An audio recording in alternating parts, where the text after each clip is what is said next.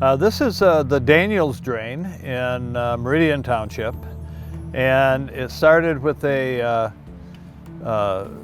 argument that was made by the condo owners here, and their main source of concern was this part of the drain that was the outlet of the drain from the neighborhood, and the condo association is the pond behind us.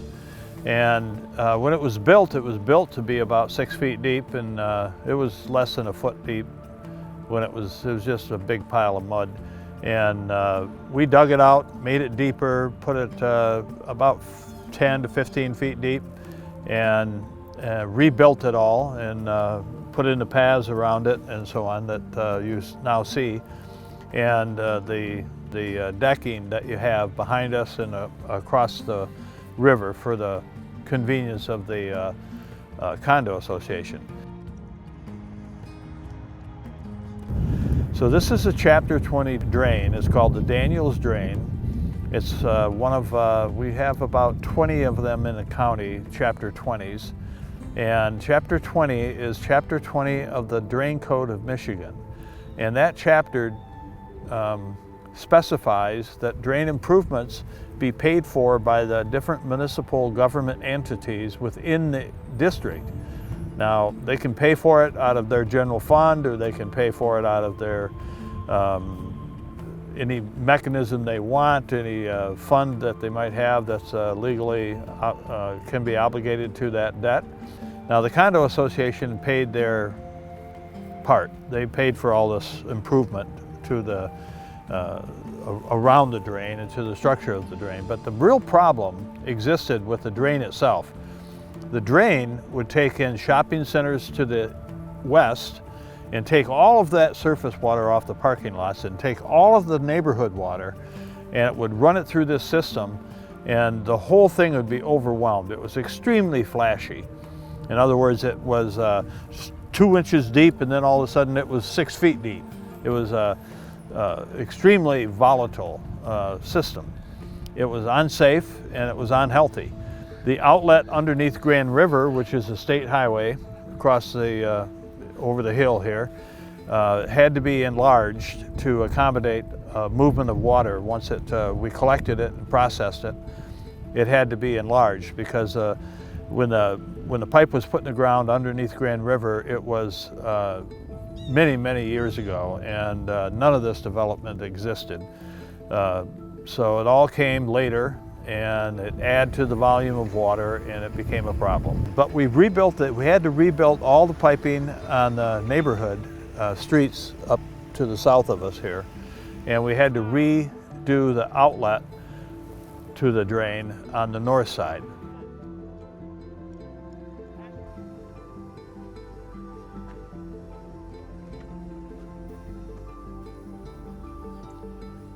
Now, the neighborhoods have rain lawns in them that are next to the street that collect the street water and the rain water from their property. We think that we have solved multiple problems in terms of water quality, and we have solved multiple problems in terms of water quantity with this particular solution. The construction activity lasted about 2 years, give or take, and it was there was some real complicated parts of it, but generally speaking, it's a pretty straightforward project. The most visible part of it is the pond behind me, and this receives the water from the neighborhood and from the condo association and from the shopping centers to the west, and then it outlets all of that water underneath Grand River to an outlet drain, which takes it on to another drain, the Okemos drain, which goes to the Red Cedar River, and which goes to the Grand River, which goes to Lake Michigan.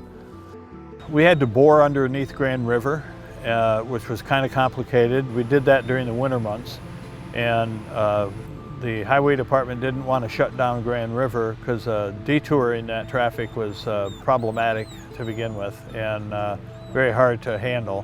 There's a large volume of traffic on that road, and so we bore through the ground to put the larger pipe in, and We did a pretty good job. It took us a while. There was some complications with it, but we made it through. The outcome really is the extensive work we did on this pond that was primarily paid for by the condo association. But on the other hand, everybody's drop of water makes it here eventually. And this is the outlet for all of those. And we had no storage space at all. We didn't have any way to clean the water.